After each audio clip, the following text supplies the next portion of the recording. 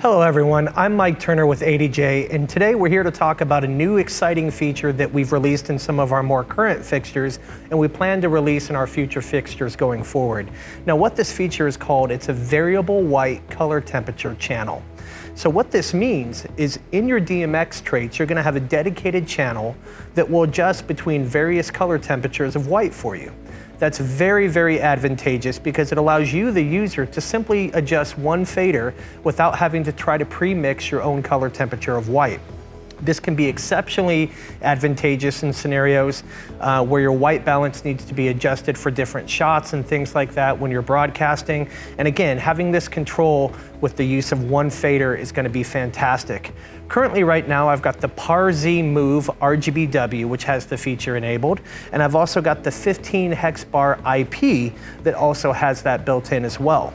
Now I want to give you a little bit of an example of why this might be important to you. So let's talk a little bit about color temperature, right?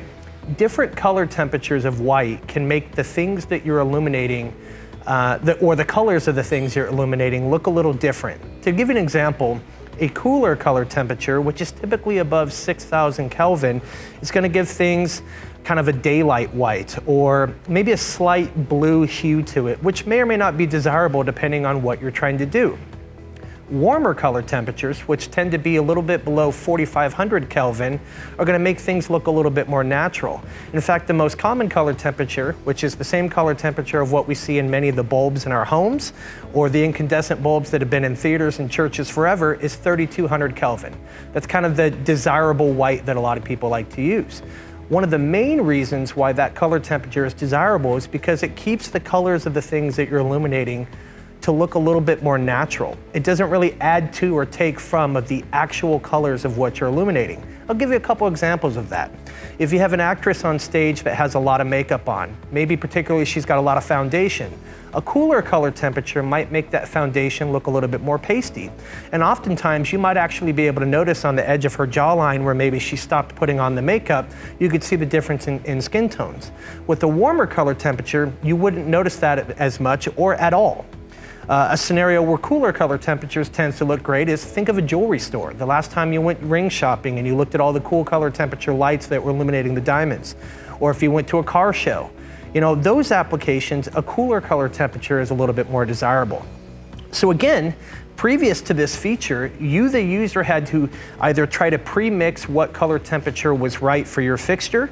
And again, now we've got RGB, RGBW, RGBWA, Hex. We've got a lot of different variations that can overcomplicate that for you.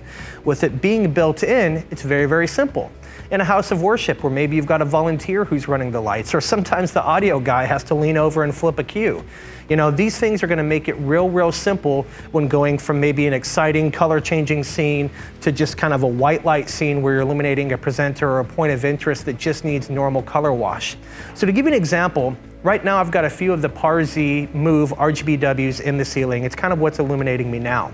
I've also got some pointing on this floral arrangement.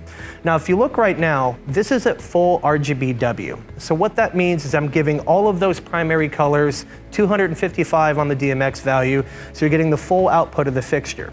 Now as you can see, this arrangement is very well illuminated. You can see it very well. And I don't know if the camera will show this, but in person, these pink flowers down here, they almost look a little purplish.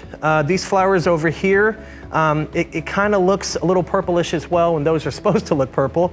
But when I go ahead to the warmer color cue, Jake, go ahead.